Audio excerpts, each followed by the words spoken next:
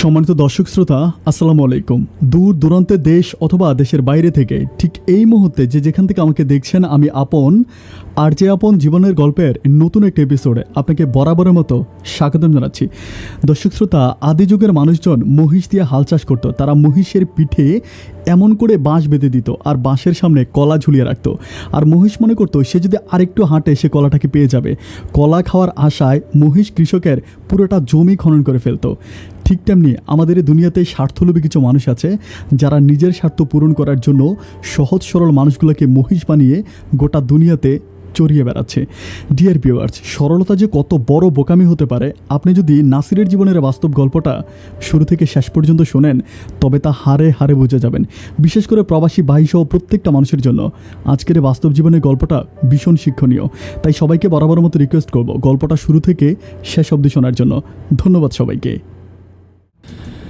সম্মানিত দর্শক বন্ধুরা, আসসালামু আলাইকুম রহমতুল্লাহি ওয়া বারাকাতু। আমার নাম হচ্ছে নাসির আহমেদ, আমার বাড়ি খুলনা বাগেরহাট। প্রিয় দর্শক শ্রোতা, আমার জীবনের গল্পটা শুরু করার আগে আমি আপনাদেরকে আমার পরিবারের ব্যাপারে জানিয়ে রাখি। আমার পরিবারে আমি আছি, আমার মা আছে, আর কেউ নেই। আমার পরিবারে একটা সময় আমার বাবাও ছিল, কিন্তু আমার যখন 3 বছর বয়স তখন আমার আব্বা মারা যায়। এরপর থেকে আমার মা আমাকে অনেক বেশি ভালোবাসে বলে আর বিয়ে বসেনি।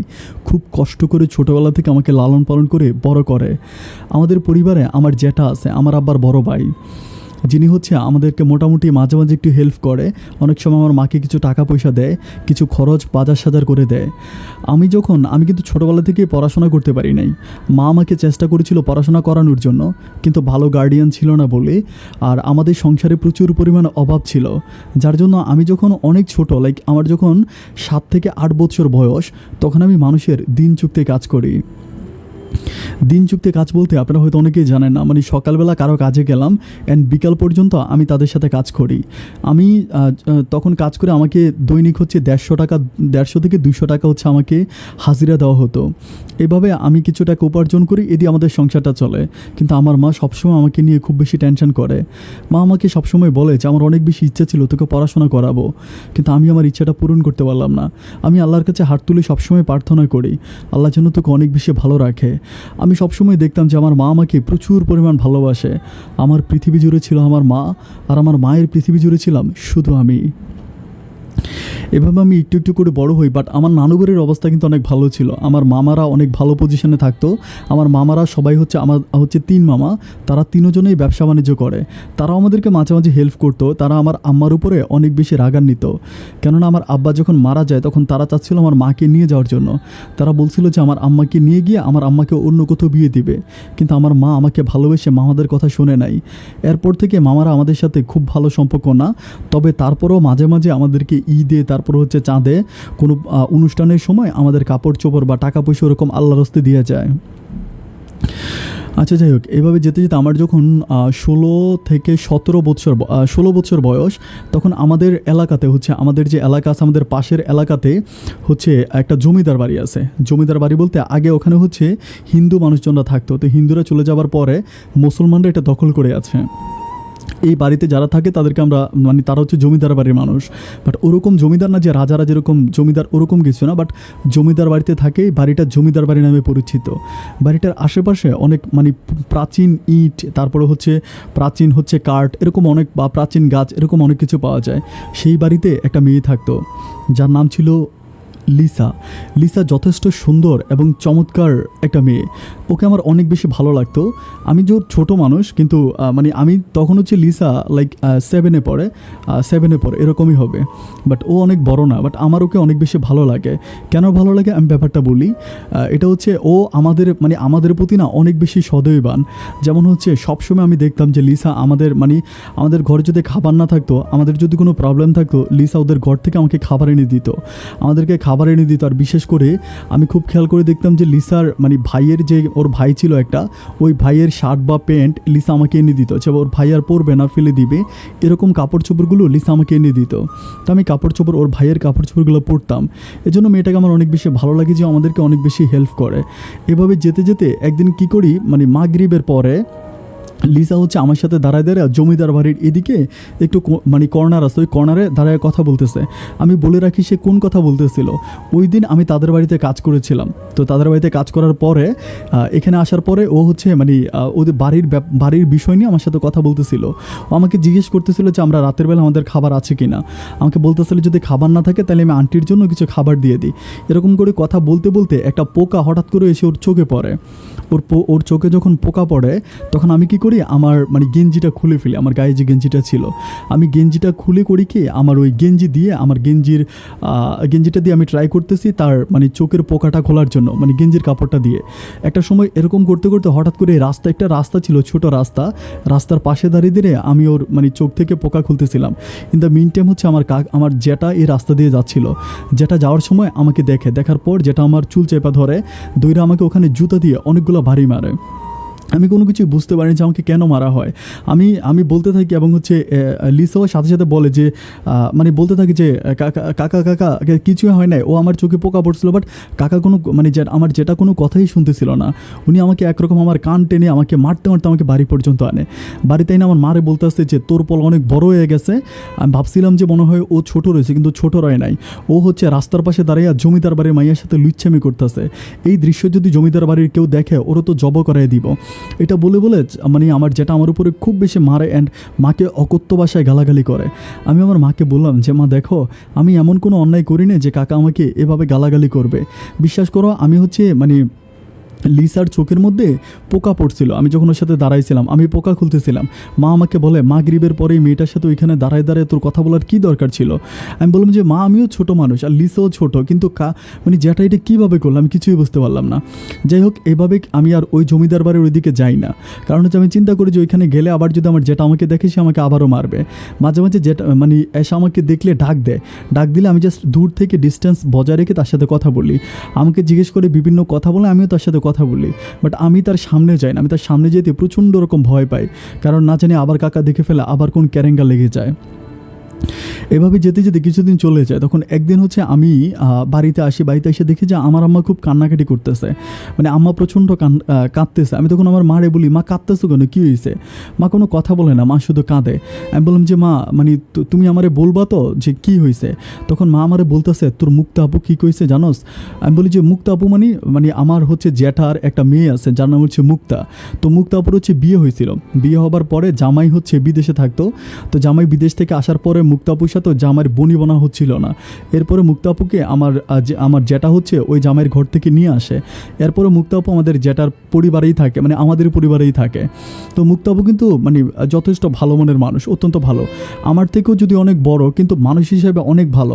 এটা আমার সাথে খুব ফ্রেন্ডলি মিশে। আমি তখন বললাম যে মুক্তা আপু কী বলছে? পরে বলতেছে যে তোর যেটা বলছে তুই শুনলে তুইও আমার মতো কাঁদবি। আমি বলি মা মানে কী হয়েছে, মুক্তা আপু কী বলছে, মানে যেটা কী বলছে আমি না কিছুই বুঝতেছি না। তখন আমার মা আমাকে বলতেছিল যে আমার যেটা নাকি আমার মাকে বলছে যে মুক্তা আপুকে তো ওই ঘর থেকে নিয়ে আসছে, তো এখন হচ্ছে মুক্তা আপুর সাথে আমাকে বিয়ে দেবে, মানে আমার কাছে মুক্তা আপুকে বিয়ে দেবে। এটা শোনার পর আমি বললাম যে মা আমি তো মুক্তা আপুর বয়সের অর্ধেকও হবো না, মুক্তা আপু তো আমার চেয়ে অনেক বড়, সুতরাং এত বড় একটা মেয়েকে আমি কীভাবে বিয়ে করব? আর আমার জ্যাঠাও বা এই সিদ্ধান্তটা কীভাবে নিল, যেটা এই কথাটা কীভাবে বললো? আমার মা বলতেছে বাবা রে, তোর বাবা মারা যাওয়ার পর থেকে তোর জ্যাঠা আমাদেরকে 2-4 টাকা দিত, ওই টাকা দিয়ে আমরা খেয়ে পরে বেঁচে আছি। আমাদের খুবই অভাবের সংসার। তোর জ্যাঠা যদি 2-4 টাকা না দিত, তোর জ্যাঠা যদি মাঝে মাঝে চাউল আর বাজার সাজার তেল পেঁয়াজ এগুলো এনে না দিত, তাহলে আমি তোকে নিয়ে এই গ্রামে বাঁচতে পারতাম না। তো আমি মারে বললাম যে মা এটা কেমন কথা, এটা কি তুমি মেনে নিবা? আমার মা বলে আমার জীবন থাকতে এটা আমি কোনোদিনও মানব না। প্রয়োজনে আমি তুই আর আমি এক রশিতে ফাঁসিতে ঝুলা মরে যাব, তারপরও আমি কখনো মুক্তার সাথে তোর বিয়ে দিব না, কারণ মুক্তা তোর বয়সের 3 গুণ বড়। আমি এমন একটা মেয়ের সাথে আমি কীভাবে তোকে বিয়ে দিই? এটা তো আল্লাহ কখনো সহ্য করবে না। আমার যেটা অনেক বেশি ইন্টেলিজেন্ট, আমার যেটা এর পরের দিন আমার মাকে বুঝাইতেছিল যে আমাদের নবীও নাকি ওনার চেয়েও মানে বয়সে একটা বড় মানুষকে বিয়ে করছে। এরকম বিভিন্ন রকমের হাদিস কোরআন দিয়ে আমার মাকে অনেকভাবে বোঝাচ্ছিল। কিন্তু একটা সময় আমার মা কী করে, আমার ওই কাকার মানে আমার জ্যাঠার কথা শুনে না শুনে আমার মা আমাদের নানু বাড়িতে যায়। নানু বাড়িতে যাওয়ার পরে মা আমার মামাদের কাছে আমাকে সহ নিয়ে যায় আমার মামার কাছে মা সব কিছু বলে এবং মামাদের পা ধরে কান্নাকাটি করেছে, ভাই তোরা ছাড়া তো আমার এই দুনিয়াতে কেউ নাই, আমি এখন কোথায় যাবো, আমার এই ছেলেটাকে নিয়ে আমি অনেক বিপদে পড়ছি। আমার বড় মামা, মেজো মামা এবং ছোটো মামা সবার কাছে মা অনেক বেশি কান্নাকাটি করে। তখন আমার বড় মামা হচ্ছে আমার মাকে বুদ্ধি দেয় যে আপা যেটা হবার সেটা তো হয়েই গেছে, এখন যদি আপনি আপনার ছেলেকে নিয়ে ওই বাড়িতে থাকেন দেখা যাবে কি যে আজ না হোক কাল মুক্তার সাথে ওর বিয়ে হবেই হবে, ওর যেটা যেই খারাপের খারাপ প্রয়োজনে মাইরা হইল মুক্তার সাথে ওর বিয়ে দিয়ে দিবে। তখন আমার মা বলতেছে আমি কি করতে পারি, নাইলে আমি তোদের বাড়িতে ওরে রেখে যাই। আমার মামারা বলতেছে আমাদের বাড়িতে রাখলেও আপনি যাইতে পারবেন না, আমাদের বাড়িতে রাখলেও ওর যেটা আমাদের বাড়ি থেকে এসে ওরে নিয়ে যাবে, আর ওর যেটা অনেক খারাপ এটা আমাদের এলাকার সব মানুষরাই জানে। তো তখন আমার হচ্ছে ছোটো মামা বুদ্ধি দিতেছিল যে আপা তাইলে একটা কাজ করেন, ওরে আপনি বিদেশ পাঠিয়ে দেন। তো আমার মা বলতেছিল যে এত ছোট ছেলে কিভাবে বিদেশে যাবে। তো আমার মামা বলতেছিল যে এরকম অনেক ছোট ছেলেরা বিদেশে যায়, আমাদের এখানে একটা লোক আছে, আপনি যদি বলেন চলেন আমরা তার সাথে কথা বলি। তখন আমার ছোটো মামা আমাকে আর আমার মাকে নিয়ে একটা লোকের কাছে যায়, ওনার নাম হচ্ছে কবির মোল্লা নামে সবাই চিনে ওই এলাকার। তো কবির মোল্লার কাছে যায়, কবির মোল্লার কাছে যাওয়ার পরে আমার মা ওই কবির মোল্লার সাথে কথা বলার পরে কবির মোল্লা বলে কোনো সমস্যা নেই, টাকা পয়সা একটু বেশি লাগবে, আমি ওর পাসপোর্ট করাই দিতে পারবো। তো আমার মা বলে ঠিক আছে তাহলে পাসপোর্টটা করাই দেন, করাই দিয়ে আপনি ওর বিদেশে নেওয়ার ব্যবস্থা করেন। পরে উনি কী করে, আমার মায়ের কাছে কোনো টাকা পয়সা ছিল না ওই সময়, আমার মামারা আমার মাকে প্রচুর পরিমাণ হেল্প করে, আমার মামারা আমার মাকে টাকা দেয়, অ্যান্ড সেই টাকা দিয়ে মা কী করে আমার জন্য পাসপোর্ট করে। আমার পাসপোর্ট করতে খুব বেশি দিন সময় লাগেনি, লাইক 1 সপ্তাহ থেকে 10 দিনের মধ্যে আমার পাসপোর্ট হয়ে যায়। আমার পাসপোর্ট করতে অনেক টাকা লাগছিল। যখন পাসপোর্টের কাজ কমপ্লিট হয়ে যায় তখন আমরা কী করি, ওনার কাছে ওই মোল্লার কাছে আমার পাসপোর্ট সহ আমরা 50,000 টাকা জমা দিই। অ্যান্ড ওই টাকাটা আসছিল কোত্থেকে আমি বলে রাখি, আমার মা যে আমার নানু বাড়িতে যে সম্পদটা পাবে ওই সম্পদটা আমার মা কী করে আমার তিন মামার নামে লিখে দেয়। অ্যান্ড লিখে দেওয়ার পরে 3 মামার কাছ থেকে আমার মা টাকা নেয়। আমার কিন্তু নানু কেউ ছিল না। তো যাই হোক এভাবে নেওয়ার পরে মোটামুটি উনি কী করে টাকাটা নিয়ে উনি ওই টাকাটা পাঠিয়ে দেওয়ার পরে উনি আমার বলতেছে যে কয়েকদিনের মধ্যে ভিসা হয়ে যাবে, টেনশন করার কোনো কারণ নাই। যেতে যেতে প্রায় 6 থেকে 7 মাস কেটেছে। এর মাঝে আমার জ্যাঠার অত্যাচার অনেক বেশি বেড়ে যাচ্ছে। জ্যাঠা কথায় আমার মাকে মারতে আসে, আমার গায়ে হাত তোলে, আমাদের ঘর ভেঙে দেয়, আমাদের হচ্ছে রান্না করার জন্য যে রান্নার চুলা ভেঙে দেয়। একবার উনি পারতেছে না যে আমাদেরকে মাইরা ঘর থেকে বের করে দিবে, আর তারপর থেকে বলে যে মুক্তাকে বলে যে তুই তোর যে তোর কাকির ঘরে গিয়া থাক, আমাদের ঘরে মুক্তাকে পাঠিয়ে দেয় রাত্রেবেলায়। মুক্তাপু কিন্তু অনেক ভালো মানুষ। মুক্তাপু আমার মাকে কান্নাকাটি করে বলতেছে যে কাকি আমার জীবন থাকতে আমি কখনোই এই কাজটা করতে পারবো না, কারণ আমি নাসিরকে সবসময় আমার ছোটো ভাইয়ের মতো দেখি, এই নাসিরের সাথে আমার বিয়ে হলে আমি নিজেই আপনাদের আগে ফাঁসি দিয়ে মরে যাব। যাই হোক এভাবে যেতে যেতে 6-7 মাস যাওয়ার পরে আলহামদুলিল্লাহ আমার একটা সৌদি আরবের ভিসা হয়। আমার ভিসাটা হচ্ছে এরকম যে কোনো একটা আরবি লোকের ওনার বাসায় আমাকে গার্ডেন পরিষ্কার করতে হবে, গার্ডেন ক্লিনারের ভিসা হয়। তো যাই হোক এরপরে টোটাল কথা হয় 3.5 লাখ টাকা। 3.5 লাখ টাকা আমার মামারা দেয়, যদিও ভিসাটার দাম ওই সময় আরও অনেক বেশি ছিল, কিন্তু ওই মোল্লা আমি গরিব, আমার বাবা নাই, এই জিনিসগুলো জেনে শুনে উনি একটু সমঝোতা করে। এরপরে 3.5 লাখ টাকার মাধ্যমে আরও আনুষঙ্গিক খরচ মিলিয়ে প্রায় 4.5 লাখ থেকে 5 লাখ টাকার আমার টোটাল খরচ হয়। আমি সৌদি আরবে ওই মাজরা ভিসায় যাই। সৌদি আরবের ব্যাপারটা আমার কাছে একটু অন্যরকম ছিল। আমি যখন ইমিগ্রেশন করি, আমি যখন সৌদি আরবে ইমিগ্রেশনে যাই তখন পুলিশ আমাকে বারবার দেখতেছিল, আমার পাসপোর্টের সাথে আমার চেহারা মিলাচ্ছিল, তারপর আমাকে মাপার জন্য একটা মেশিনের উপরে উঠালো, তারপরে পাসপোর্টে আমার সিগনেচার, আমার 2-3 জায়গায় সিগনেচার নিল, তারপরে সিগনেচারের সাথে পাসপোর্টের সিগনেচার মিলিয়ে দেখলো। ওদের কাছে সন্দেহ লাগতেছিল যে ওরা আসলে খুব বেশি কনফিউজড যে ছেলেটাকে ওরা দেখতেছে এটা আসলে আমার পাসপোর্ট কিনা। আমার বয়সের কথা জিজ্ঞেস করলো, বাট বাংলাদেশ থেকে আমাকে বারবার বলে দেওয়া হয়েছে যে পাসপোর্টের ডেট অনুযায়ী আমি আমার বয়স বলার জন্য। তো আমাকে যেভাবে বয়সের কথা বললাম আমি পাসপোর্ট অনুযায়ী বয়সটা সেভাবেই বলি। এরপরে আমি তো কিছুই চিনি না। ওইখান থেকে বেরোয়ার পরে আমাকে যিনি ভিসা দেয় উনি আমাদের এলাকারই মানুষ, খুলনা, আমাদের এলাকা বলতে ওনার বাড়ি ছিল খুলনাতে। তো উনি আমাকে রিসিভ করে নিয়ে ওনার বাসায় নিয়ে যায়। বাসায় নিয়ে আমাকে খাওয়া দাওয়া করে, আমি রাতের বেলায় ওনার বাসায় থাকি। এরপর থেকে উনি আমাকে ওই মালিকের বাসায় নিয়ে যায় সকালবেলা। তো মালিকের বাসায় নিয়ে যাওয়ার পরে মালিকটা একটু একটু বয়স্ক টাইপের ছিল। ওনার ছেলে ছিল, মেয়ে ছিল, একই পরিবারে। আবার ওনাদের এখানে একজন ড্রাইভারও আছে যিনি হচ্ছে ইন্ডিয়ান। তো ওই ইন্ডিয়ান ড্রাইভার ড্রাইভারের সাথে আমাকে থাকতে দেওয়া হয়েছিল। আমি তো আসলে কোনো ভাষা জানি না, না কোনো হিন্দি ভাষা জানি, না কোনো আরবি ভাষা জানি, না কোনো ইংলিশ ভাষা জানি। তো আমার যে এত কষ্ট হচ্ছিলো আমি আসলে বলে বোঝাইতে পারবো না। তো ইন্ডিয়ান লোকটা আমাকে দিয়ে তার ঘর পরিষ্কার করাইতো, তার কাপড় চোপড় ধোয়াইতো, তার রান্না বান্না করাইতো। মানে আমি গার্ডেনের কাজ শেষ করে এসে সারাদিন ওর কাজ করতাম। মানে ও কোনো কাজ করতো না, সেই ইন্ডিয়ান ড্রাইভারটা আমাকে দিয়ে ওনার কাপড় চোপড় থেকে শুরু করে ঘর মোছানো, তারপরে রান্না বান্না করা, টয়লেট পরিষ্কার করানো, একদম A to Z সব কাজ উনি আমাকে দিয়ে করাতো। না আমিও কিছু মনে করতাম না, যেহেতু আমি ছোট মানুষ, আমি তো এত কিছু বুঝি না। উনি এভাবে আমাকে দিয়ে সবসময় কাজ করাইতো। যেতে যেতে প্রায় 1.5 বছর মতো কেটে যায়। 1.5 বছর আমি কিছু টাকা উপার্জন করি, এটাকে আমার মার জন্য পাঠাই। এটা দিয়ে মোটামুটি আমার মা কিছু ঋণ শোধ করে, আমার মা অনেক ভালো করে চলতেছে। এরপর থেকে মা আর ওই চাচার বাড়িতে থাকে না, মানে আমার আব্বার ভিটায় থাকে না। আমি বিদেশ চলে আসার পর থেকে আমার মা আমার মামাদের বাড়িতে থাকতেছে। যাই হোক, আমার মায়ের কপালে সুখ আসছে। আমি টাকা পাঠাই, সে টাকা দিয়ে আমার মা অনেক ভালো করে চলতেছে। আমাদের সংসারে আর কোনো অভাব নেই। আমি পর্যাপ্ত টাকা প্রায় মাসে প্রায় 40 থেকে 45 হাজার টাকার মতো ইনকাম করি। এরপরে আবার বকশিস পাওয়া যায়। মাঝে মাঝে ধরেন আমি গার্ডেনে কাজ করতেছি, এই সময় কোনো এক আরবি লোক আসছে, ওনাদের বাসায় গেস্ট মেহমান। ওই মেহমান আসার পরে মেহমান আমাকে মাঝে মাঝে বলে যে গাড়িটি একটু মুছে দাও, গাড়িটি একটু ধুয়ে দাও। আমি যখন ওনাদের গাড়িটা মুছে দিই, ধুয়ে দিই, তখন আমাকে অনেক রিয়াল দেওয়া হয়, সৌদি রিয়াল দেওয়া হয়। এগুলো তো অনেক ভালো টাকা, আমি অনেক ভালো টাকা পাই। এমনও মাস যায় যে আমি প্রায় 60-70 হাজার টাকার মতো ইনকাম করি, মানে আমার বেতনের ঊর্ধ্বে। তো এরকম টাকা টুকা দিতে দিতে আমাদের ঋণ টিনও মোটামুটি শোধ হয়। মা নানু বাড়িতেই থাকতেছে পার্মানেন্টলি, সব কিছু অনেক ভালোভাবেই যাচ্ছিল। যেতে যেতে একটা সময় হলো কি, যে আমি যখন রাতের বেলায় ঘুমাই, মানে আমি নাকি ঘুমানোর সময় নাক ডাকি। আমি আসলে ঘুমানোর সময় কিন্তু নাক ডাকি না। ওই মালিক মানে উনি কী করে, মানে ওই হচ্ছে ড্রাইভার, ইন্ডিয়ান ড্রাইভার, সে সারা রাত তার বউয়ের সাথে কথা বলে।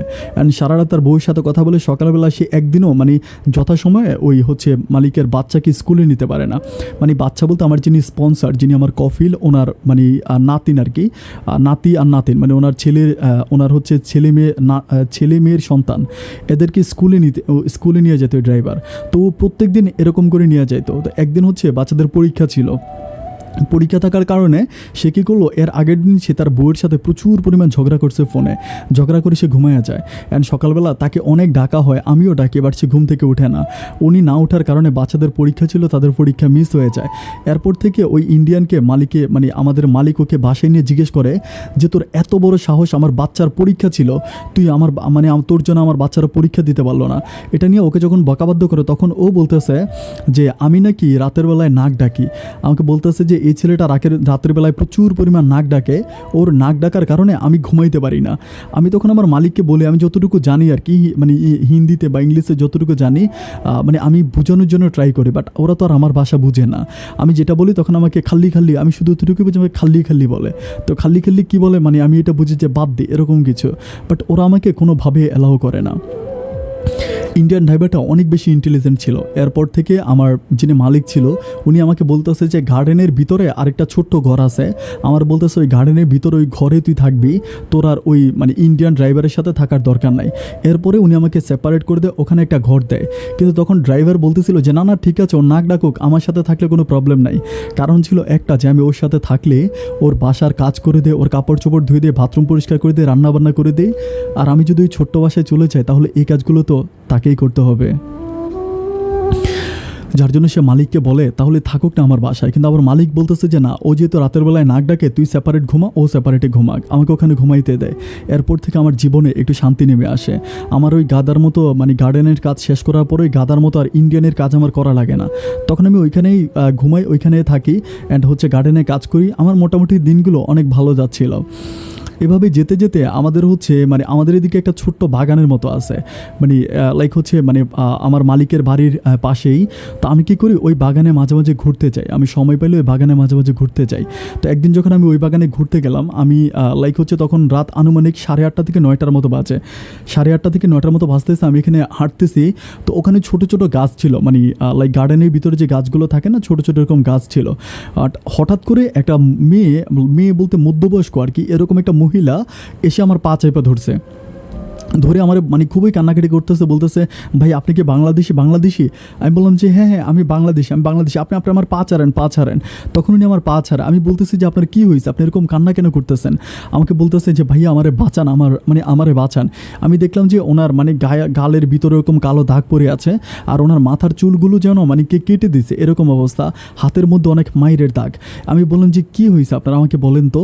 তা এখানে একটা লাইক হচ্ছে ছোট একটা টুলের মতো থাকে, সে আমাকে বলতেছে ওই টুলের মধ্যে আমি তার সাথে বসি, তার পায়ে কিন্তু স্যান্ডেলও ছিল না। আমি তাকে জিজ্ঞেস করতেছি যে কী হয়েছে, আপনি আমাকে সব কিছু খুলে বলেন। তখন উনি আমাকে বলতেছিল যে উনি নাকি একটা আরবির বাসায় কাজ করে, মানে অ্যারাবিক লোকের বাসায় কাজ করে। তো ওনার বাসায় ওই অ্যারাবিক লোকের যে ওয়াইফ ছিল, মানে যে বউ ছিল, সেই বউটা নাকি পাগল হয়ে যায়। মানে মাঝে মাঝে তার মাথার মধ্যে জানি কী হয়, সে মানে তার মাথায় কোনো কিছু করে, মাথায় কোনো কিছু কাজ করে না। তখন সে মানে যে বাঙালি মেয়েটা আছে তারা নাকি প্রচুর মারে, মানে প্রচুর মারে। যখন সে বাঙালি মেয়েটাকে মারে তখন তার মাথা ঠান্ডা হয়, অ্যান্ড তখন সে নাকি ভালো থাকে। আমি ওনার কথা শুনে আমি বললাম যে আল্লাহ এটা কেমন কথা, বলতে আছে ভাইরে আমার একটু বাঁচান, আমার বাংলাদেশ অ্যাম্বাসিতে নিয়ে যান। তখন আমি কইতেছি যে আমি তো বাংলাদেশ অ্যাম্বাসি কিছুই চিনি না, আর আমিও তো এখানে একটা গার্ডেনে কাজ করি, আমি তো এত কিছু জানি না। তখন আমাকে বলতেছে তোমার রুমে কে থাকে, আমাকে বললো। তাই আমি বললাম যে আমার রুমে কেউ থাকে না, আমি একাই থাকি। তো বলতেছে ভাই তোমার রুমে আমাকে 2টা দিন থাকতে দিবা, আমাকেও কিছু লোক আছে আমাদের এলাকার। আচ্ছা এই মহিলার বাড়ি ছিল কুমিল্লাতে। বলেছে আমাদের কুমিল্লার কিছু লোক আছে, আমি ওই কুমিল্লার লোকগুলোকে ফোন করলে তারা এসে তোমার বাসা থেকে আমাকে নিয়ে যাবে, তুমি আমার 2-3টা দিন তোমার বাসায় থাকতে দাও। তো তখন আমি তো আসলে মানে অত কিছু বুঝি না, আমি বললাম আচ্ছা ফাইন ঠিক আছে, আপনি আমার বাসায় থাকেন, যেহেতু আমি একাই থাকি। আমার মনে কিন্তু কোনো খারাপই নাই, মানে মনে হয় না যে খারাপ কোনো সিদ্ধান্ত, ওরকম কোনো কিছু না। আমি তো ছোট মানুষ, উনি যেহেতু আমার বাসায় থাকতে চাইছে আমি রাজি হয়েছি। রাজি হবার পরে যথারীত আমি কী করলাম, ওনাকে আমাদের বাসায় নিয়ে গেলাম। আমার বাসায় আমি খুব সতর্কভাবে ওনাকে ঢুকাইলাম। মানে গার্ডেনের পিছনে একটা ছোট্ট গেট আছে, ওই গেট খুলে খুব কষ্ট করে আমি ওনাকে আমার বাসায় ঢুকালাম। ঢুকানোর পরে উনি আমার বাসায় আছে মোটামুটি প্রায় 2 থেকে 3 দিনের মতো আমার বাসায় থাকে। উনি কিন্তু আমার বাসায় প্রচুর কাজ করে, মানে আমি যখন বের হয়ে যাই তখন আমার রান্নাবান্না করে দেয়, আমার কাপড় চোপড় ধুয়ে দেয়। একটাই রুম ছিল, উনি কী করে মানে খাটেতে ঘুমায়, আমি মাটিতে ঘুমাই। আমাদের একটা এসি ছিল, এসি দিয়েও মোটামুটি ঠান্ডা হয়। রুমটা অনেক বেশি বড় ছিল না, মোটামুটি ছোটোই রুম ছিল। এভাবে যেতে যেতে 5-6 দিন কেটে যায়। উনি আমাকে বলেছিল যে উনি আমার বাসায় 3 দিন থাকবে, কিন্তু 5 দিন কেটে যায়। বাট উনি কোনো লোকদেরকে ফোনও করে না। উনি বলেছিল যে কুমিল্লাতে ওনার অনেক বেশি রিলেটিভ আছে, ওনার আত্মীয় স্বজনরা এসে ওনাকে আমার বাসা থেকে নিয়ে যাবে। বাট উনি কাউকে ফোনও করে না, কেউ ওনাকে নিতেও আসে না। যেতে যেতে 5-6 দিন কেটে যায়। 5-6 দিন কেটে যাওয়ার পরে আমি একদিন ওনাকে বলি যে আমি এইভাবে আপনাকে কতদিন রাখবো, আর আমার মালিক যদি দেখে ফেলে তাহলে তো আমার খুব প্রবলেম হয়ে যাবে। আপনার সাথে আমার যেই সম্পর্ক এটা তো আমার মালিক জানে না। তখন উনি খুব কান্নাকাটি করে। আমি যখন ওনাকে এই কথাগুলো বলি উনি খুব কান্নাকাটি করে আমার পাটা ছাইপা ধরে যে ভাই মানে তুমি ছাড়া তো এখন আমার কেউ নাই। তো আমিও ভাবি যে মহিলাটাকে আমি কীভাবে ছেড়ে দেবো, সে এখন কোথায় যাবে। আমি মাঝে মাঝে কিছু মানুষের সাথে কথা বলি, বাঙালি ভাই দেখলে তাদের সাথে কথা বলি যে এরকম এম্বাসি কোথায় বা এম্বাসির সাথে কথা বলার জন্য। বাট আমি তো ওরকম চিনি না, আর কেউ আমাকে ওভাবে অ্যালাও করে না। যেতে যেতে প্রায় 8 থেকে 10 দিনের উপরে হয়ে যায়, 15 দিনের মতো হয়ে যায় উনি আমার বাসায় থাকে। অ্যান্ড 15 দিনের সময় মোটামুটি উনি কী করে, একদিন দুপুরবেলা হচ্ছে কি মানে আমি কাপড় শুকাইতে দিছিলাম বাইরে, মানে বাইরে তারের মধ্যে কাপড় শুকাইতে দিছিলাম। তো বৃষ্টি আসে যখন আমি ওই গার্ডেন থেকে একটু বাইরে গেছিলাম, মানে গার্ডেনের কাজ শেষ করে আমি বাইরে গেছিলাম হচ্ছে আমাদের বাসায় চাউল ছিল না, আমি চাউল কেনার জন্য একটু দোকানে গেছিলাম আমার গার্ডেনের কাজ শেষ করে। তখন যখন বৃষ্টি আসে উনি দৌড় দিয়ে বাসা থেকে বের হয়, কাপড় চোপড় ভিজে যায় এই কাপড়গুলোকে ঘরে নেওয়ার জন্য। যখন উনি কাপড়গুলোকে ঘরে নেওয়ার জন্য আসে, ঠিক ওই সময় যে ইন্ডিয়ান ড্রাইভার ছিল, ওই ইন্ডিয়ান ড্রাইভার ওনাকে দেখে ফেলে।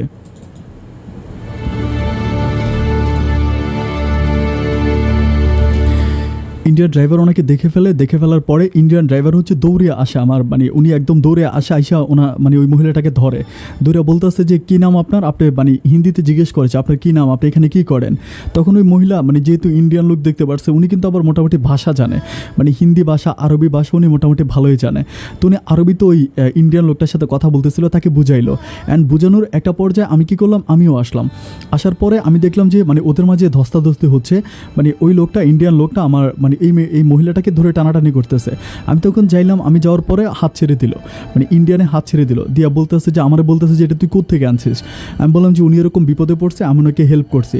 ওনার সাথে কথা বলতে বলতে উনি যে ওই ড্রাইভার যে কখন আমার মালিককে ফোন দিয়ে বসে আমি জানি না, কথা বলার একটা পর্যায়ে মালিক, তার বউ, তারপরে তার ছেলে মেয়ে মোটামুটি বাড়ির মানুষ যা আছে সবাই এখানে চলে আসে। সবাই আসার পরে মহিলাকে, আমাকে, তারপরে ইন্ডিয়ান ড্রাইভারকে ওরা হচ্ছে ওদের মানে বৈঠকখানায় নিয়ে যায়। একটা বৈঠকখানা আছে, বৈঠকখানায় নিয়ে যায়। অ্যান্ড বৈঠকখানায় নিয়ে যাওয়ার পরে আমাকে জিজ্ঞেস করতেছে যে মহিলাকে তুই কই পাইছিস।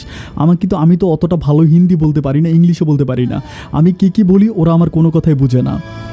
মেয়েটাকে যখন জিজ্ঞেস করে, মেয়েটা তখন বলে যে ও হিন্দিতে ভালো করেই মানে ইংলিশে ভালো মানে কী বলে আরবিতে ভালো করেই বুঝিয়ে বলে যে এরকম গার্ডেনে আমি বিপদে পড়ছিলাম, উনি আমাকে নিয়ে আসছে।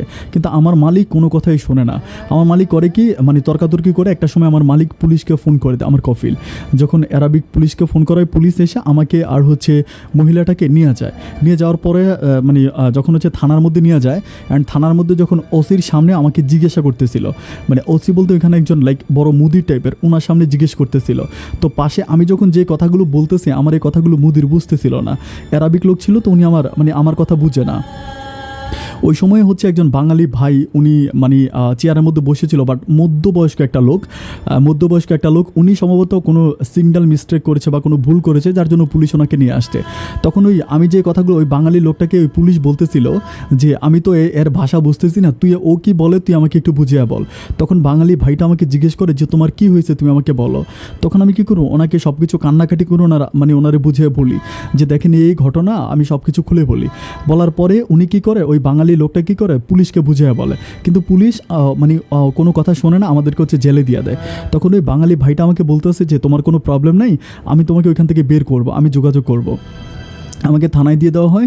3 দিন পরে ওই লোকটা আসে, মানে যিনি আমাকে বলেছিল যিনি আমাকে বের করবে।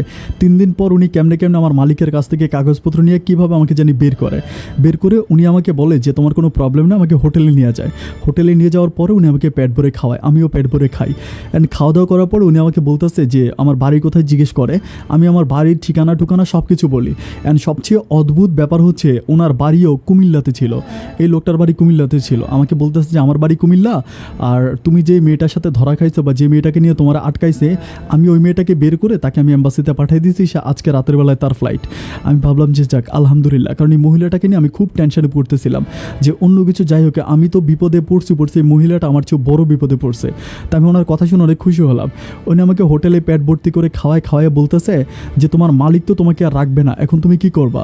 আমি তখন ওনার কাছে আমার দুঃখের কথাগুলো বলি, যে আমার পরিবারের ব্যাপার, আমার মায়ের কথা, তারপর আমার বাবার কথা। আমি ওনার কাছে কান্নাকাটি করে মোটামুটি সব কিছু বলি যে দেখেন আমি এরকম বিপদে পড়ছি, আমার এই দুনিয়াতে কেউ নাই। আমার মায়ের কথা বলি, আমার জেঠার কথা বলি, সব কিছু বলার পরে ওনার মনে একটু মায়া লাগে।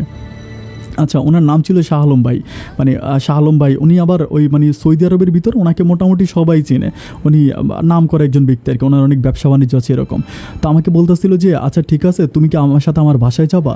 আমি বললাম যে তাহলে তো ভালোই হয়, আপনি যদি আমাকে বাসায় নিয়ে আসেন। উনি বলে ঠিক আছে, তাহলে তুমি আমার সাথে আমার বাসায় আসো, এরপর আমি তোমার মালিকের সাথে কথাবার্তা বলে আমি তোমাকে রিলিজ নেওয়ার ব্যবস্থা করব। তখন উনি কী করে ওনার বাসা আমাকে নিয়ে যায়। কিন্তু ওনার বাসায় নিয়ে যাওয়ার পরে ওনার বাসায় আমি যখন যাই তখন আমার কাছে মনে হয় যেন আমি আমার বাড়িতে চলে আসছি।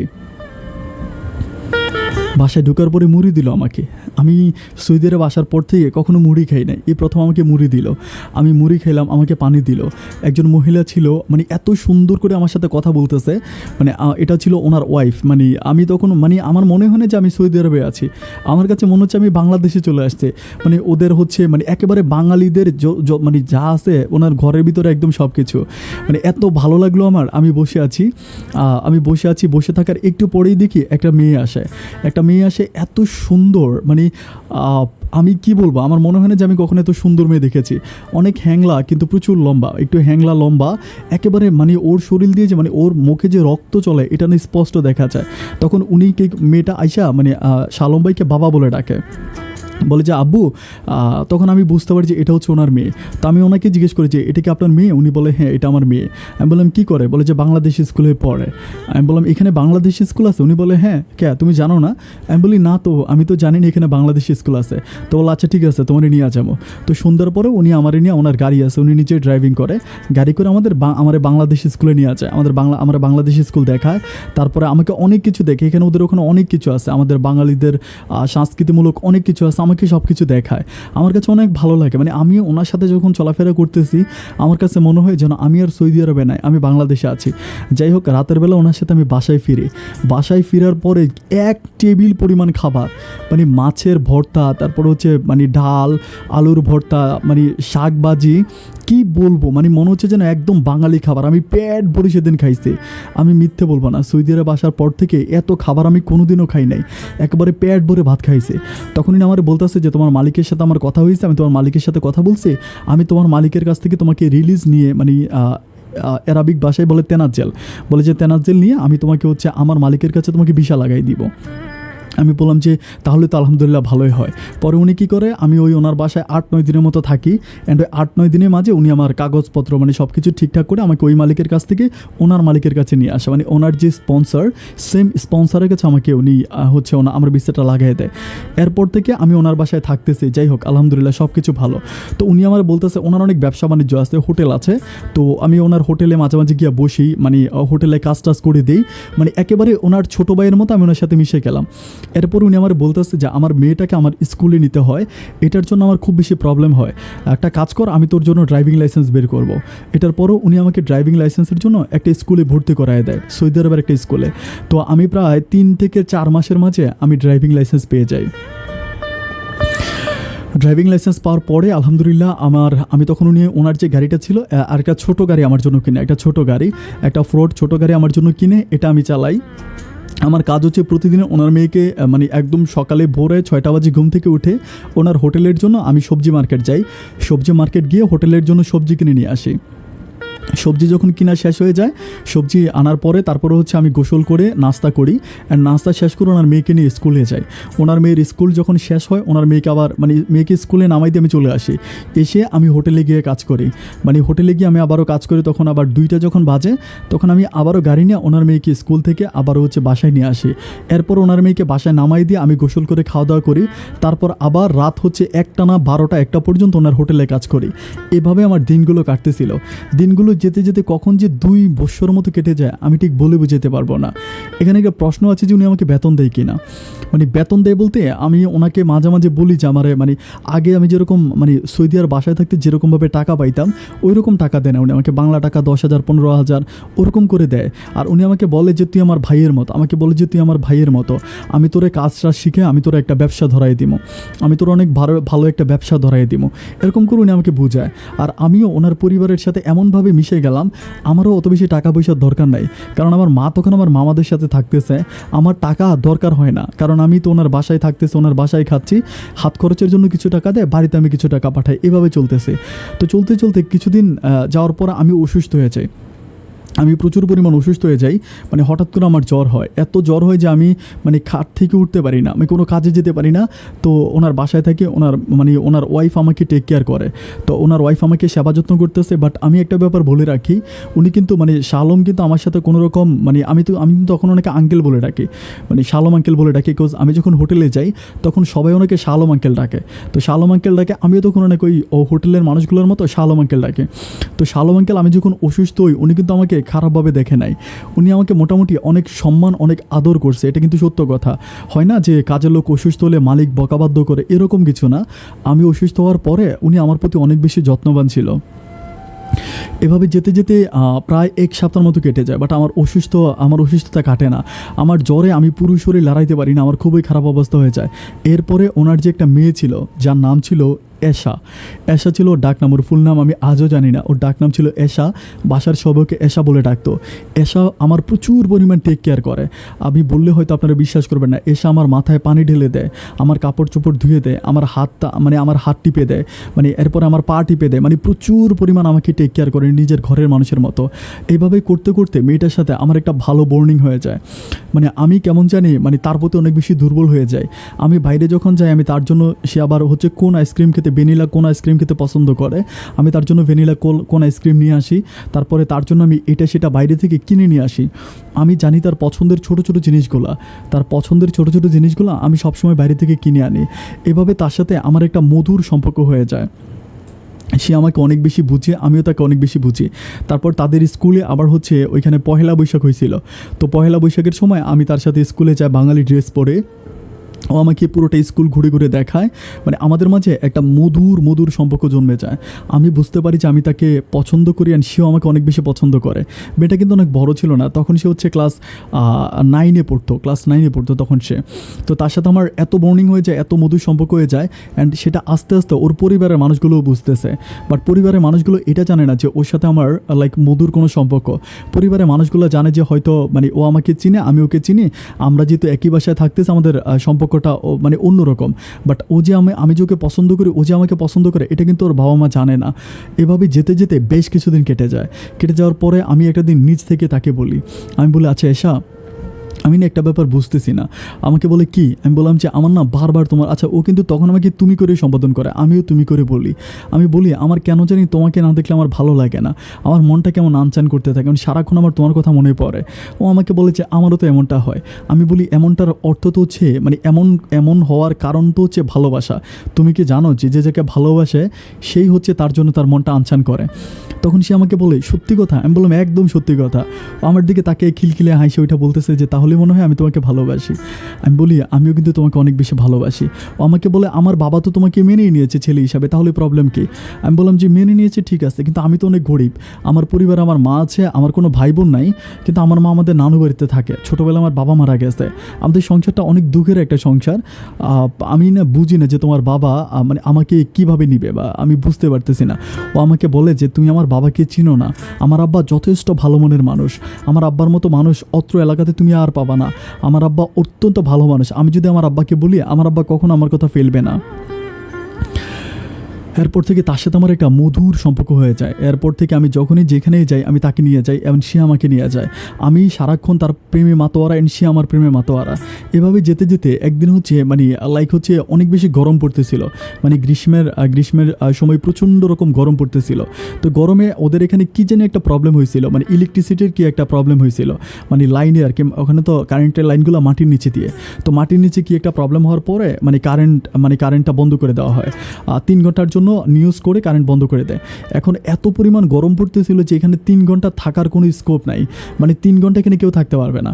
তখন মানে ওরা বলতেছে যে ঠিক আছে, ওর বাবা মা বলতেছে যে আমরা হচ্ছে মানে আরেকটা বাঙালি পরিবারের বাসায় যাচ্ছি।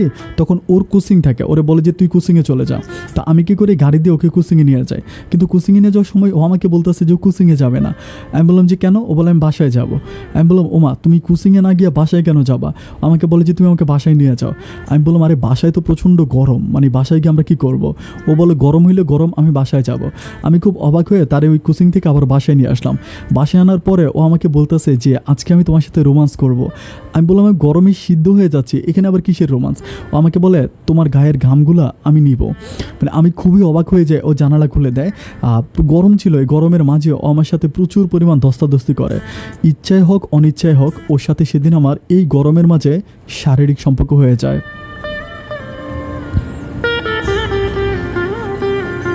আপনারা বিশ্বাস করবেন কিনা জানি না, এই জীবনে প্রথম কোনো মেয়ের স্পর্শ আমি পেয়েছি। আমি ছোটোবেলা থেকে কখনো কোনো মেয়ের সাথে আমার এত বোর্ডিং হয় নাই। আমার একটা পছন্দ ছিল যার নাম ছিল লিসা। আমি লিসাকে অনেক পছন্দ করতাম, জমিদার বাড়ির মেয়ে। কিন্তু পছন্দ করতাম বলতে ওরকম পছন্দ না যে লিসাকে আমি বিয়ে করব বা ওরকম কোনো কিছু না। বাট আমি এশাকে পাওয়ার পর আমার কাছে মনে হলো যেন আমি নতুন একটা পৃথিবী পেয়ে গেলাম। ওর সাথে যখন আমার শারীরিক সম্পর্কটা হয়, এরপর থেকে তার প্রতি আমার টান ভালোবাসাটা অন্যভাবে বেড়ে গেল। আগে আমি তাকে যতটা ভালোবাসতাম, এখন তাকে আমি আরও বেশি ভালোবাসি। এভাবে যেতে যেতে এই ব্যাপারগুলো কেমন করে জানি শালম আঙ্কেলের কানে চলে যায়, মানে ওর বাবা ব্যাপারগুলো জেনে যায়। ওর বাবা যখন ব্যাপারগুলো জানে, ওর বাবা একদিন আমাকে ডাকে দোকানেই ডাকে, ওদের হোটেলে ডাকে আমাকে বলতেছে যে আচ্ছা নাসির, আমি তোমার একটা কথা বলি, আমি তোমার আমার বাসায় থাকতে দিছি, আমার বাসায় তুমি আছো, সব কিছুই ঠিক আছে, কিন্তু আমি একটা ব্যাপার খুব খেয়াল করে দেখতেছি, বা আমার ওয়াইফও আমাকে বললো যে তোমার নাকি এশার সাথে অনেক বেশি ক্লোজ, তুমি কারণটা কি, মানে তুমি এশাকে ব্যক্তিগতভাবে কীভাবে দেখো? আমাকে এভাবে বললো। আমি তখন তো ভয় পেয়ে গেলাম। আমি চিন্তা করতেছি আল্লাহই জানে আজকে না জেনে উনি আমাকে কী করে।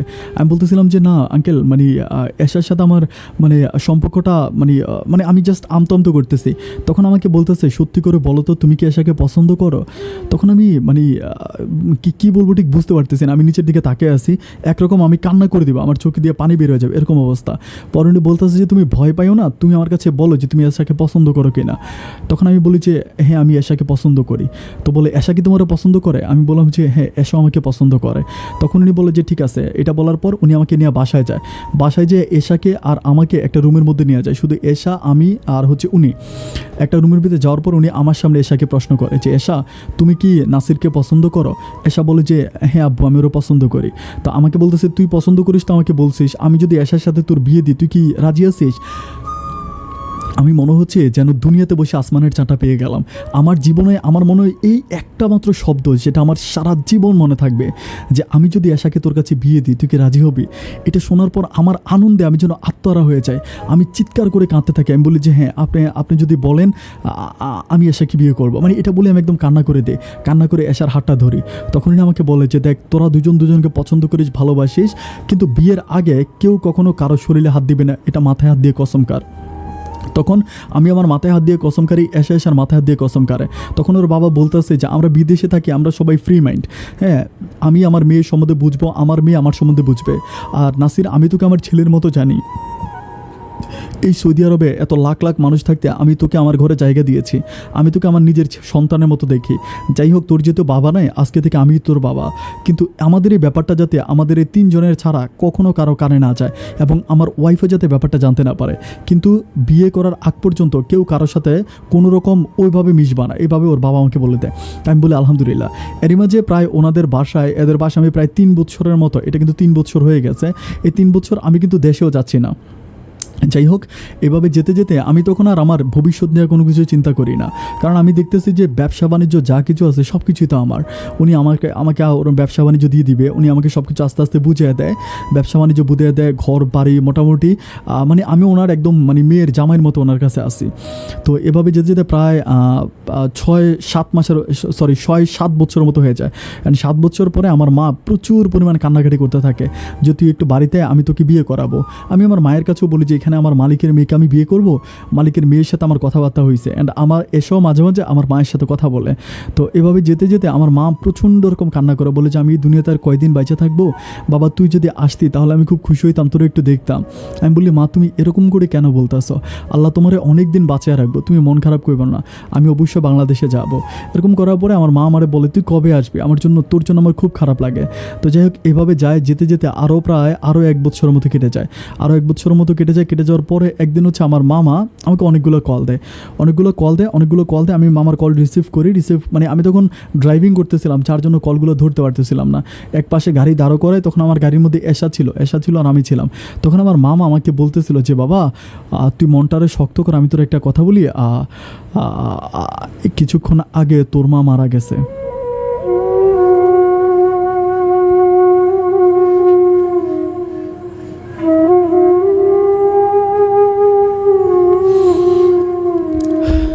কথাটা শোনার পর মনের অজান্তে আমার চোখ দুটো জলে ভিজে গেল। আমি প্রচুর পরিমাণ কান্নায় ভেঙে পড়লাম। আমি বুঝতে পারতেছিলাম না যে আমি কী করব। তখন আমার যিনি মালিক ছিল আমার শাহ আলম স্যার, শাহ আলম আঙ্কেল, আমি শাহ আলম আঙ্কেলকে বলতেছিলাম যে আঙ্কেল আমার মা তো মারা গেছে, আমি আমার মাকে দেখতে যাব। তখন উনি আমাকে বলে যে এখন তো আর তুমি গিয়ে তোমার মারে মাটি দিতে পারবা না, তোমার মারে বলো যে তোমার এলাকার মানুষদেরকে বলো যে তোমার মাকে মাটি দিয়ে দেওয়ার জন্য। অ্যান্ড তোমার মাকে মাটি দেওয়ার পরে আমি ইনশাল্লাহ মানে তোমার একটা ব্যবস্থা করে দিব, অ্যান্ড আমি তোমার দেশে পাঠানোর ব্যবস্থা করব, তোমার মাকে মাটি দিয়ে দিতে বলো। তো আমি আমার মামাকে ফোন করে বলি যে মামা মালিকের সাথে কথা হয়েছে, আমি তোমাদেরকে অনুমতি দিলাম, তোমরা আমার মারে মাটি দিয়ে দাও। তখন তারা আমার মাকে মাটি দিয়ে দেয়। অ্যান্ড আমি প্রচুর পরিমাণ কান্নায় ভেঙে পড়ি। এসে আমাকে সবসময় বুঝায় যে কান্নাকাটি করো না, আমি তো আছি, একটা সময় সব কিছু ঠিক হয়ে যাবে। এভাবে যেতে যেতে প্রায় 2 মাসের মতো কেটে যায়, কিন্তু আমাকে উনি মানে আমাকে টিকিট দেয় না, আমার শাহ আলম আঙ্কেল আমাকে টিকিট দেয় না, এশার আব্বা। তো যাই হোক অনেকদিন যাওয়ার পর আমি একদিন ওনার সাথে একটু মন খারাপ করেই বললাম যে আপনি আমাকে টিকিট দেন, আমার মায়ের কবরটা তো অ্যাটলিস্ট আমি দেখতে পারবো, আপনি আমাকে যেভাবে ঘুরাইতেছেন আমার মায়ের কবরে তো ঘাস উঠে যাবে। তখন একটু রাগারাগি করার পর উনি আমার জন্য টিকিট কেটে আমাকে বলে যে তুই 3 বছরের জন্য যা, 3 মাসের জন্য যা। বললাম যে ওকে ফাইন। তো আমি যখন বের হবো, আমি কিন্তু ওনার এখানে প্রায় টোটাল হচ্ছে প্রায় প্রথমে 5 বছর 6-7 প্রায় 7.5 থেকে 8 বছর আমি ওনার এখানে কাজ করতেছি, প্রায় 8 বছরের কাছাকাছি। ওনার বাড়িতে ওনার বাসায় কাজ করতেছে। এ পর্যন্ত কিন্তু উনি আমাকে কোনো দিনও বলতে পারবেন যে বাংলাদেশি টাকায় 10,000 টাকা আমাকে বেতন দিছে। প্রথম দিছিল যখন এশার সাথে আমার সম্পর্কটা উনি জানতো না, বাট এশার সাথে আমার সম্পর্ক হওয়ার পর থেকে উনি আমাকে মাসে 5,000 টাকা করেও দিত না। উনি আমাকে বারবার বলতো যে আমার যা কিছু আছে সবই তো তোমার, আমার যা কিছু আছে সবই তো তোমার, আমার আদি অন্ত, আমার ঘর বাড়ি, আমার টাকা পয়সা সবই তো তোমার। উনি আমাকে এগুলো বলতো। যাই হোক, আমি ওনার কথা মতো উনি যেটা বলে আমি সেটাই শুনতেছি, আমি আর কোনো কিছু করতেছি না। পরে আমি বলতেছি যে আমি তো দেশে উনি আমার জন্য টিকিট কেটে আমাকে দেশে পাঠায়। অ্যান্ড উনি বলে যে 3 মাস দেশে থাকবা, 3 মাস পরে চলে আসবা, তুমি যদি সৌদি আরবে আসো তারপর আমরা বাংলাদেশে যাব, এটা উনি আমাকে বলে দেয়। তাই আমি বললাম আচ্ছা ঠিক আছে, আমি যখন সৌদি আরবে আসবো তখন আপনারা যাবেন, এটা বলে আর কি। তাই আমি বললাম যে তখন আমি জিজ্ঞেস করি যে এশার সাথে আমার বিয়ের ব্যাপারটা নিয়ে ওনার সাথে কথা বলি। আমি বললাম যে এখন তো আমি চলে যাচ্ছি বাংলাদেশে, তাহলে এশার সাথে আমার বিয়ে কবে হবে, বা এই ব্যাপার নিয়ে কি আমি আমার মামাদের সাথে কথা বলবো কিনা। তখন উনি আমাকে বলতেছে যে 3 বছর পরে, মানে 3 মাস পরে যখন তুই এখানে আসবি তখন তোর সাথে আমি এখানে এশার বিয়ে দিব। আমি বললাম যে ওমা এটা কেমন কথা, আমি গ্রামে যাব, মানে আমার গ্রামের মানুষ আমার বিয়েতে থাকবে না। উনি আমাকে বলতেছে তুই 3 মাস থাইকা তুই এখানে আয়, আসার পরে প্রয়োজনে তুই আরও 2 মাস থাকবি, 2 মাস থাকলে এরপরে তুই আর আমরা একসাথে দেশে যাব, এখানে আগে এশার সাথে তোর বিয়ে হয়ে যাবে, অ্যান্ড এরপরে দেশে গিয়ে আমরা পারিবারিকভাবে অনুষ্ঠান করব। ওনার কথা শুনে তখন আমি একবার ওনাকে বলতে চাচ্ছিলাম যে তাহলে আমি এখন দেশে নাই যাই, আমি আরও 4-5 মাস পরে যাই। কিন্তু এরপরও আমার কাছে মনে হলো যে মায়ের জন্য খুব খারাপ লাগতেছিল যে মায়ের কবরটা অ্যাটলিস্ট দেখতে পারবো। এরপর আমি বললাম যে আচ্ছা ঠিক আছে তাহলে আমি যাই। পরে উনি আমাকে টিকিট কেটে আমাকে সরাসরি প্লেনে উঠাতে আমি বাংলাদেশে যাই। বাংলাদেশে যাওয়ার পরে আমার আর এশার সাথে কোনো যোগাযোগ হচ্ছে না। মানে এশার যে নাম্বার ছিল আমি ওই নাম্বারে বাংলাদেশ থেকে কল দিতেছি, মানে প্রথম 2-3 দিন কল ঢুকছে, এরপরে আর কল ঢুকে না। যখন আমি আমার মালিকের নাম্বারে কল ঢুকে উনি আমারে বলে যে আমারে বলতেছিল যে আমরা পরিবারের সবাই মিলে মানে ইয়াতে যাব, জর্দানে যাব। তা আমি বললাম যে জর্দানে কেন, মানে জর্দানে আমি আরেকটা ব্যাপার বলে রাখি, ওনার কিন্তু আবার জর্দানে গার্ডেন ছিল, মানে উনি সবজির বাগান ছিল জর্দানে। তো বলতেছে আমি জর্দান যাব, ওখানে ওই সবজির বাগান দেখতে যাব, তো আমাকে এটা বলতেছে। তো যাই হোক, এভাবে আমি বলি যে তাহলে আমার সাথে যোগাযোগ, পরে বলে যে আমরা ওইখানে গিয়ে সিম নিলে তোরে জানাবো বা তোর সাথে যোগাযোগ করবো। অ্যান্ড আমি বলি আমি তো এশার সাথে কথা বলবো, বলে প্রবলেম নাই, ওইখানে গেলে এশার সাথে তোর কথা হবে। একটা পর্যায়ে ওনারা চলে যায়, ওইখানে জর্দান যায়, অ্যান্ড আমাকে যেটা বললো আর কি যে জর্দানে যাবে। তারপর থেকে এশার সাথে আমার আর কোনো যোগাযোগ নাই। যেতে প্রায় 1 মাসের মতো কেটে যায়, আমি এশার সাথে কোনো কথা বলতে পারি না। মানে আমি বুঝতেই পারতেছি না যে এশা কোথায় চলে গেল, কোনো রকম কথা বলতে পারতেছি না। আমি খুবই ভেঙে পড়ি, খুবই কষ্ট পাই। অ্যান্ড একটা পর্যায়ে আমি ওই এলাকাতে মানে হোটেলের লোক, তারপরে ওনার অন্য লোকদের কাছে আমি জিজ্ঞেস করি এশার কথা, যে এশা কোথায়, মানে এশার সাথে তো আমার যোগাযোগ হচ্ছে না। তখন সবাই আমার বলতেছে যে বলতেছে যে শালম আঙ্কেল নাকি তার ছেলে মেয়ে সবাইকে নিয়ে জর্দানে গেছে, এটা উনি সবার কাছে বলছে। তাই আমি বললাম যে জর্দানে গেছে, তোদের সাথে কথা হয় না? তো বলে আমাদের সাথে কথা হয়, মাঝে মাঝে কথা হয়। আমি বললাম যে কীভাবে কথা হয়? বলে উনি আমাদের সাথে যোগাযোগ করে। আমি বললাম কীভাবে করে? বলে যে হোটেলের নাম্বারে কল দেয়, মানে হোটেলে যে 3টি মোবাইল আছে ওইখানে কল দেয়, ওইখানে কথাবার্তা হয়। তাই আমি বললাম যে কী বলিস, 3টি নাম্বারে কল দেয়, তোদের নাম্বারে কল দেয় না? বলে যে আমাদের নাম্বারে কল দেয় না। মানে লোকগুলো আমার সাথে খুব ক্লোজলি কথা বলতেও চায় না, কেমন জানি। পরে আমি লাইনটা কেটে দিই, 1 মাস কেটে যায়, তখন আমার কষ্টটা অনেক বেশি বেড়ে যায়। মানে আমি 1টা মাস কেটে গেলে এশার সাথে কথা বলতে পারতেছি না, আমার বুকটা তখন অনেক বেশি ভারী হয়ে যায়, আমি প্রচুর পরিমাণ কান্নায় ভেঙে পড়ি। তখন আমি চিন্তা করতেছিলাম, আমি কিন্তু এই ব্যাপারটা বাংলাদেশ যাওয়ার পরে আমার মামা, তারপরে মামি, আমাদের এলাকার অন্য লোকদের কাছে বলি যে এরকম আমার মালিক আছে, মালিকের মেয়ের সাথে আমার পছন্দ। অ্যান্ড আমার ফোনের ভিতরে এশার ভিডিও, এশার ছবি আমি আমাদের এলাকার সব লোকদেরকে দেখাই। অ্যান্ড সবাই মোটামুটি বলে যে মেয়েটা অনেক সুন্দর, সবাই আমাকে বলে যে কোটিপতির মেয়ে, তোর জীবনটা অনেক সুখের হবে, তুই অনেক ভালো থাকবি, এরকম করে আমাকে বোঝায়। কিন্তু যেতে প্রায় 1.5 মাসের মতো কেটে যায়, আমি এশার সাথে কোনো যোগাযোগ করতে পারি না, শালম আঙ্কেলের সাথে যোগাযোগ করতে পারতেছি না। মানে ওনার নাম্বারও বন্ধ, ওয়াইফের নাম্বারও বন্ধ, এশার নাম্বারও বন্ধ। এরপরে ওনাদের একটা আবার ছোটো ছেলে আছে, এটা আমি বলতে ভুলে গেছিলাম, একটা ছোটো ছেলে আছে, ওরাও আমি মাঝে মাঝে স্কুলে নিয়ে যেতাম, স্কুল থেকে নিয়ে আসতাম। ওই কিন্তু বেশিরভাগ সময় স্কুল বাসে করে যাইতো, যার জন্য আমি ওকে খুব বেশি নেওয়া লাগতো না। তো এখন আমি কিছুই বুঝতে পারতেছিলাম না যে ওরা কোথায় চলে গেল। পরে 2 মাস কেটে যাওয়ার পরে আমার এত কষ্ট হয়, মানে আমি বলে বুঝাইতে পারবো না, আমার কষ্টে আমার বুকটা ফেটে যাচ্ছিল আমার এশার জন্য। আমি চিৎকার করে বাংলাদেশ বুকে কাঁদতে থাকি। পরে আমি কী করি, নিজের টাকা দিয়ে টিকিট কাটি, নিজের টাকা দিয়ে টিকিট কেটে আমি কি করি, তখন বাংলাদেশ থেকে সৌদি আরবে আসি। এটা প্রায় 2 মাস পরে, যেহেতু আমার 3 মাসের ছুটি ছিল, উনি কিন্তু আমাকে সিঙ্গেল টিকিট কেটে দিয়েছে। আমাকে বলে যে তুই আবার টিকিট কেটে আসবে বাংলাদেশ থেকে, আমি তোর জন্য টাকা পাঠাবো। তো উনি তো আমাকে ফোনে দেয় না, আমাকে টাকা দিবি কে? যার জন্য আমি নিজের টাকা দিয়েই টিকিট কেটে আমি বাংলাদেশ থেকে চলে আসি। আর বাংলাদেশ থেকে যখন আমি আবার সৌদি আরবে আসি, তখন আমি বাসায় এসে দেখতেছি সেমভাবে বাসায় কেউ নাই, বাসায় তালা মারা, মানে বাসায় তালা মারা, উনিও নাই। তারপরে আমি কি করি, হোটেলে গিয়ে থাকি, হোটেলে আঙ্কেলের ছেলেদের সাথে আমি রাতে থাকতেছি আর আমি চিন্তা করতেছি এশা কোথায় গেল।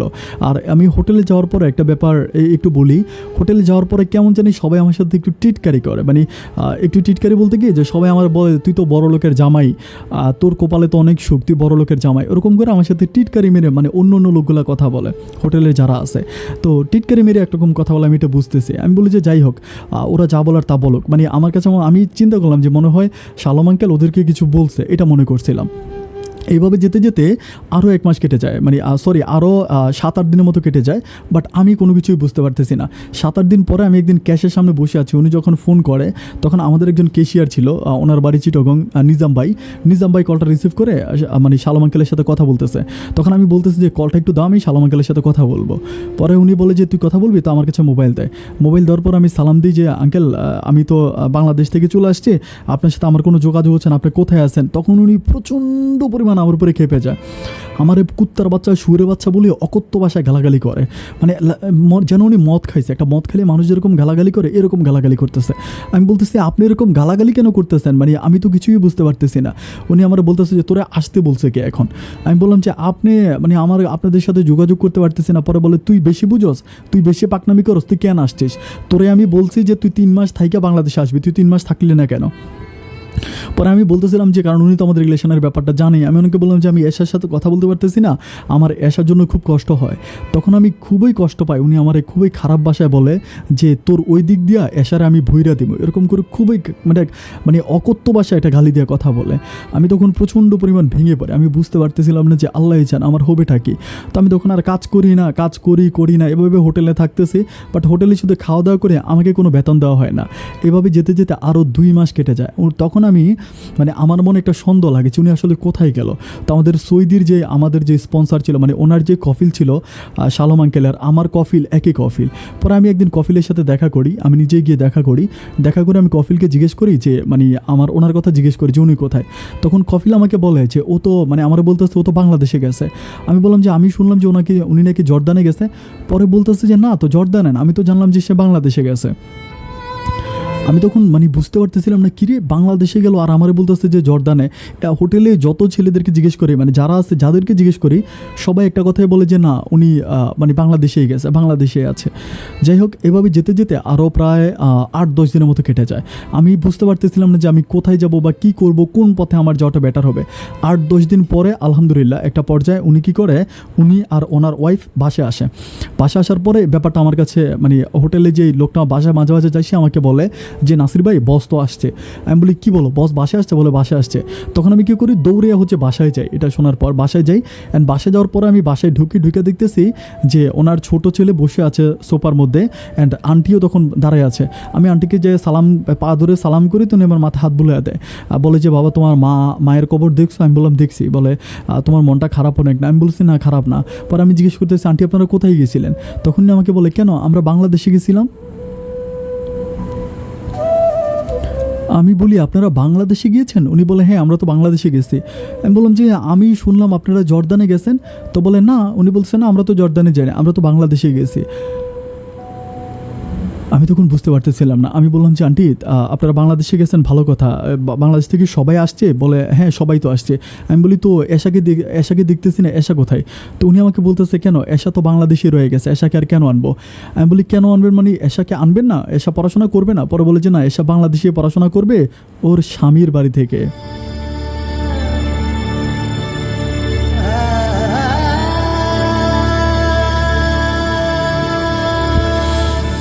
আমি তখন বলতেছিলাম যে আন্টি স্বামীর বাড়ি থেকে মানে আমি তো আপনার কথা কিছু বুঝতেছি না। তখন উনি বলে ওমা তুমি কি বলো, তোমার আঙ্কেল কি তোমাকে বলে না আমরা তো এশার বিয়ে দিয়ে দিছি?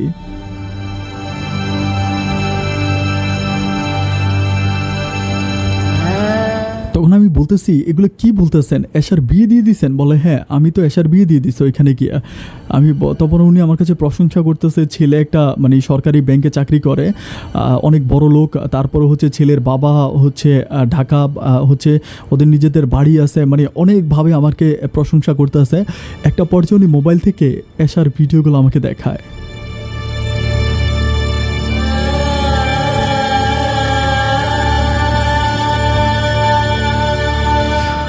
ওদের বিয়ে হয়েছে, বিয়ের ভিডিও, তারপরে হচ্ছে মানে বউভাতের ভিডিও, মানে সব ভিডিওগুলো উনি মোবাইলের মধ্যে আমাকে একটা একটা করে দেখাইতে আছে। এরপরে যে মানে মুরাদ আর কি, ওর ছোটো ভাইয়ের নাম ছিল মুরাদও তখন আইসা বলতেছে, ভাইয়া আমরা অনেক মজা করছি, আপনারা অনেক মিস করছি। আমরা আবারে বারবার বলছি যে আপনারা কেন আনতেছেন না, সবাই আমরা বলছিলাম যে নাসির ভাইকে নিয়ে আসেন, নাসির ভাই আমাদের পরিবারের তো একজন সদস্য। কিন্তু আব্বা বারবার বলতেছে যে আপনার নাকি কী সমস্যা হয়েছে, আপনি এই জন্য আসবেন না। আপনার বাংলাদেশে কী সমস্যা হয়েছিল ভাইয়া?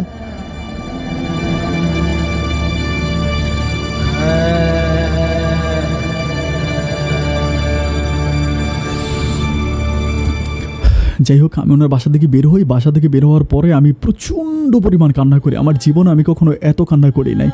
কান্না করতে করতে আমি হোটেলে যাই। হোটেলে গিয়ে আমি কারোর সাথে কথা বলি না, চুপচাপ বসে আছি।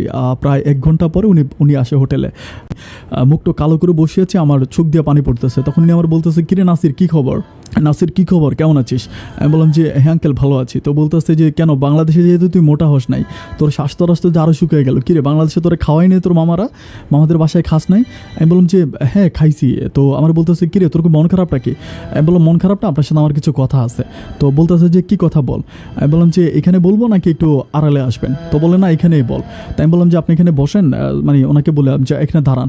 তো দাঁড়ানোর পর আমি বলতেছি, আমি আপনার বাসায় টোটাল 8 বছর মতো কাজ করছি, আপনার ফ্যামিলিতে ড্রাইভার হিসাবে 8 বছর মতো কাজ করছি। শুধু ড্রাইভার না, আপনার বাজার করে দিছি, আপনার বাচ্চার স্কুলে নিয়ে দিছি, আপনার ঘর পরিষ্কার করে দিছি, এবং রাত 1টা পর্যন্ত, সকাল 5টা থেকে ভোর 5টা থেকে রাত 1টা পর্যন্ত আমি আপনার ডিউটি করছি। সুতরাং সে অনুসারে আপনি আমাকে যেই পরিমাণ বেতন দেওয়ার উচিত, আমি আমার কফিলের সাথে কথা বলবো, আপনি যে পরিমাণ আমাকে বেতন দেওয়া উচিত অ্যাজ একজন ড্রাইভার হিসাবে, এবং গার্ডেন বয় থেকে সব কিছু বাদ দিলাম, আপনি আমাকে বেতন দিবেন। আমি ক্যালকুলেটার হাতে লইয়া প্রতি মাসে 50,000 টাকা করে হিসাব করলাম যে এত লাখ টাকা আসছে, আপনি আমাকে এত লাখ টাকা দেন। তখনই আমার দিকে একটু চোখ রাঙায় কথা বলতেছে, কী বলতেছিস, তোরে কয় লাখ টাকা দিব? বললাম আপনি আমার এত লাখ টাকা দিবেন, 8 বছর আমি আপনার বাসায় আমি কাজ করছি। কথাবার্তা বলার একটা পর্যায়ে উনি কী করে আমার গালে একটা থাপ্পড় মেরে দেয়। থাপ্পড় মেরে দিলে তখন আমার মাথায় একদম রক্ত উঠে যায়। আমি বলি, কুত্তার বাচ্চা তুই আমারে মারতেছস? এটা বলার পর আমি ওনার কলার চেপা ধরে এখানে হোটেলের পোলাপাইন ছিল, হোটেলের পোলাপাইন দিয়ে লাথি মাইরা আমি ওনার দিয়া মানে কলার চেপে ধরে হোটেলের বাইরে চলে যাওয়ার পরে একটা তাবুকের অংশ ছিল, ভাঙা একটা তাবুকের টুকরা। আমি ওই ভাঙা তাবুকের টুকরাটা দিয়ে ওনার মাথার মধ্যে বাড়ি মারি। এমনভাবে ওনার মাথাটার মধ্যে বাড়ি মারি, ওনার কপালে এবং হচ্ছে মানে মাথার মধ্যে পরে একদম মাথা ফেটে যায়, একদম ফাঁক হয়ে যায়, মাথা ফেটে যায়, খুব জোরে মারি। তারপর আমি এখান থেকে মাইরে আমি দৌড় দিয়ে চলে আসার পরে আমি কি করে আমার আরেকটা বন্ধু আছে, ওর বাসায় চলে যাই। ওর বাসায় যাইয়া খোঁজ খবর নিয়ে জানতে পারি যে ওনাকে হসপিটালে ভর্তি করানো হয়েছে, বাট অনেক শিলাই লাগছে, ওনার মাথার অবস্থা খুব খারাপ, প্রচুর পরিমাণ রক্ত গেছে।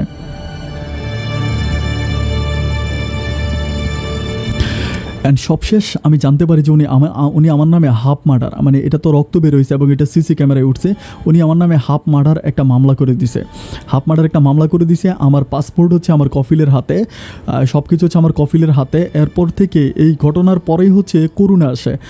করোনা যখন হয়ে যায়, মানে করোনা চলে আসে। অ্যান্ড করোনার সময় আমি কী করি, আর আমি ওনার সাথে কোনো দেখা করি না, আমি অনেক পুলিশদের কাছে যাই, এবং উনি আমাকে বাংলাদেশ এম্বাসিতে গিয়ে আমার নামে এমনভাবে উনি মানে করে যে আমি ওনার ক্যাশ থেকে টাকা নিয়ে গেছি। আমি ওনার ক্যাশ থেকে, আমাদের বাংলাদেশি টাকায় নাকি 2 কোটি টাকা আমি ওনার ক্যাশ থেকে নিয়ে গেছি, এবং ওনার একটা গাড়ি আমি বিক্রি করে দিয়েছি, আরেকটা গাড়ি নাকি আমি অ্যাক্সিডেন্ট করছি। এরপরে আরও অনেক রকম, মানে সরাসরি কফিলকে সাথে রেখে আমার যিনি স্পন্সর ছিল, আমার কফিল সহ বাংলাদেশ এম্বাসিতে গিয়ে আমার নামে রিপোর্ট করছে, এবং রিপোর্ট এমনভাবে করা হয়েছে, আমি যখন এম্বাসিতে গিয়ে পরে গোপনে কথা বলছি, যে ওরা আমাকে ডাইরেক্ট বলতেছে যে তোমার পক্ষে আর বাংলাদেশে যাওয়া সম্ভব না।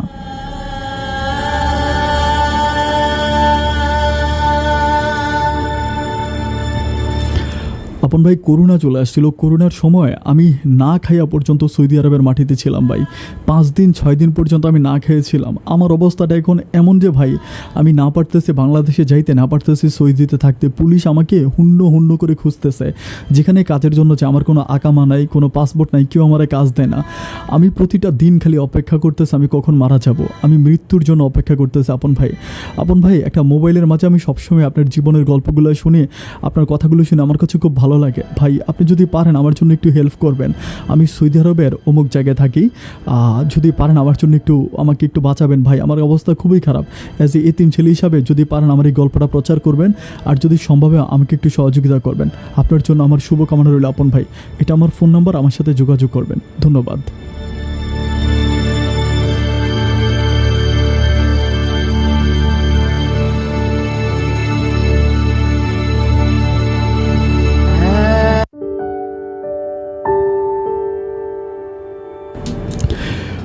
সুপ্রিয় দর্শক শ্রোতা, শুরুতেই সবাইকে অনেক বেশি ধন্যবাদ পুরোটা গল্প আমার সাথে খুব মনোযোগ দিয়ে শোনার জন্য। আমার প্রথম কথা হচ্ছে, গল্পে যদি কিছু না বুঝে থাকেন তাহলে অবশ্যই কমেন্টস করে আমাকে বলবেন যে ভাই এই লাইনটা বুঝি নাই, এই লাইনটা বুঝিয়ে না, আপনাদেরকে এই লাইনটা আবার একটু বুঝিয়ে বলেন। আমি আপনাদেরকে একবার নয় 10 বার বুঝিয়ে বলবো, কিন্তু কোনো রকম উল্টাপাল্টা কমেন্টস করবেন না। এটা হচ্ছে আপনাদের কাছে আমার বিনীত রিকোয়েস্ট। আর দর্শক শ্রোতা, যার গল্প ছিল তার নাম ছিল নাসির ভাই, খুলনা বাগেরহাটের একটা মানুষ। আমি সৌদি আরবে যদি থাকতাম মানুষের সাথে দেখা করতাম। আমি জানি যে সৌদি আরবে আমার হিউজ পরিমাণ লিসেনার্স আছেন যারা সৌদি আরব থেকে আমাকে দেখেন, প্রতিনিয়ত আমার ভিডিও দেখেন, আমাকে পছন্দ করেন। নাসিরের সাথে আমার কথা হয়েছিল, তাকে আমি ফোন করেছিলাম, আমার এখান থেকে ফোন করেছিলাম, বাট সে আমাকে যেটা বললো যে যা বললো গল্পের মাঝে তার জীবনটা তাই।